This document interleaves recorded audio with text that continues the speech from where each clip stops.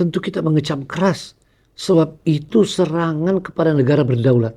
Apalagi jatuh korban dari rakyat sipil yang banyak, termasuk anak-anak sekolah. Ini tidak bisa kita tolerir. Dan ini menunjukkan bahwa Zionis benar-benar musuh kemanusiaan. Apalagi dipimpin oleh Netanyahu. Dan ini juga membenarkan apa yang saya pernah bilang ya beberapa bulan lalu.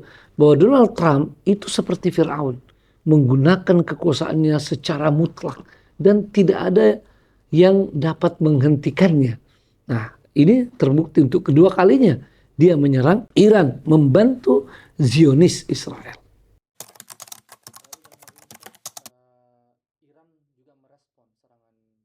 Kalau serangannya itu ke Israel, justru kita dukung.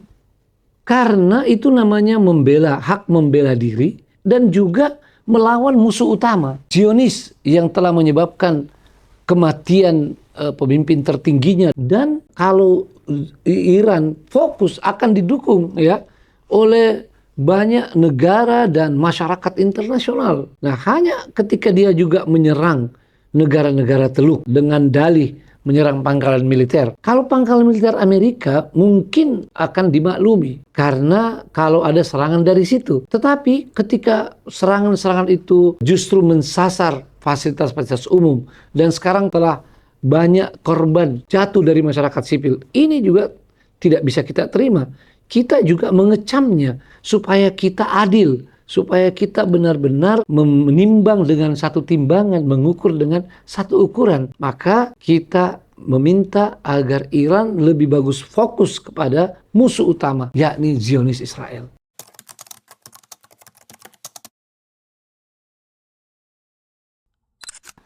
Kita harus memahami bahwa pangkalan US di negara-negara Teluk itu sesungguhnya mereka terima dengan terpaksa.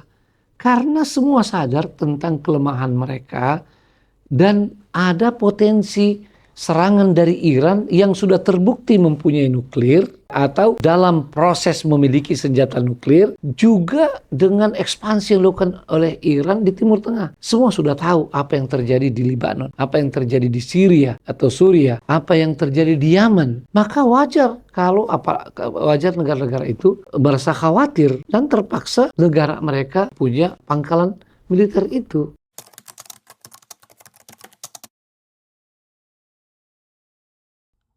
Kalau mengaitkan dengan BOP, ya rasa-rasanya kita perlu objektif. Sebab serangan Zionis dan Amerika ke Iran itu sudah terjadi sebelum ada BOP.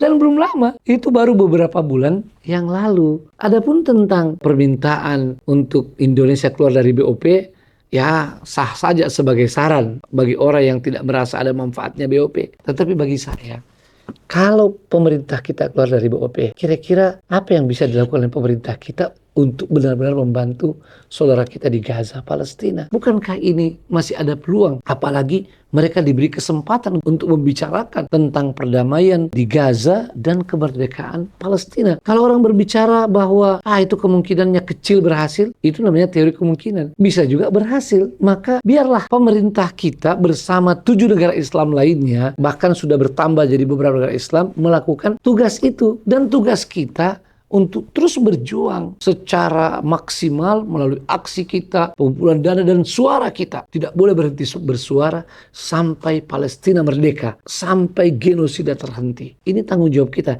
Dan disinilah pentingnya bagi tugas. Biarlah pemerintah dengan tugasnya dan kita dengan tugas kita pula.